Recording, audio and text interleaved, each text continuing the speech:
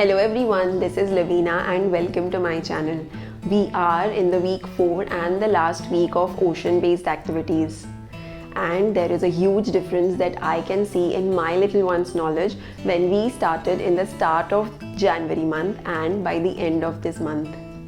He has definitely learned new words like aquatic animals, and he has learned a little bit about ocean layers. He doesn't remember the name of these layers, but at least he knows that these layers exist and so on.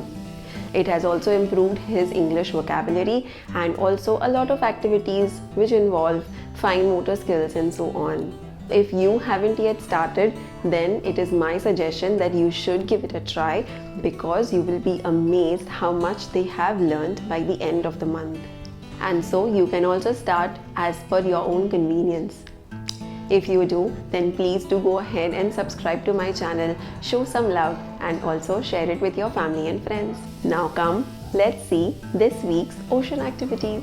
The first activity was playing a bingo game of aquatic animals with my little one. This is a template and I found it freely available on internet. I will be sharing the link in the description box below.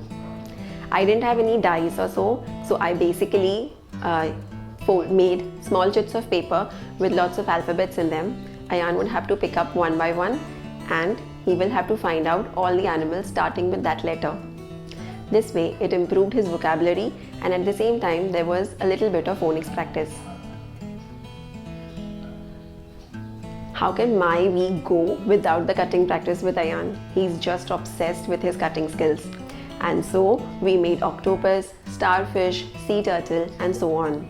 The templates for all of these will be there in the description box below, and also this is the outcome.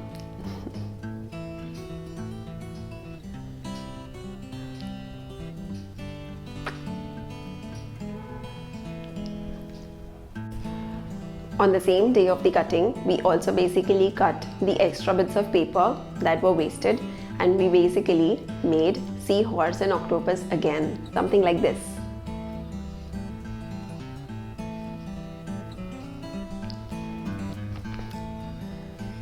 The templates for this octopus and the seahorse will be in the description box below. It definitely helped him improve his fine motor skills.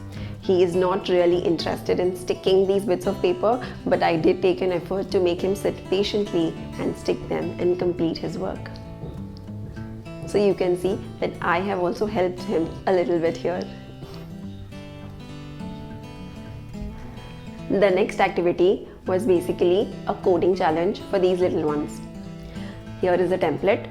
So I basically told him to color fishes with a particular color and say seahorse with the green color and so on. This way he has to complete his ocean scenery.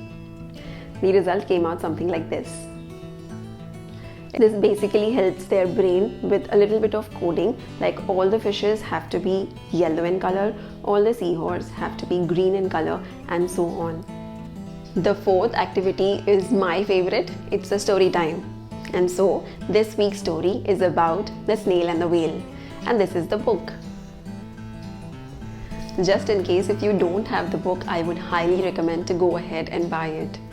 It's a beautiful story about the friendship of snail and the whale.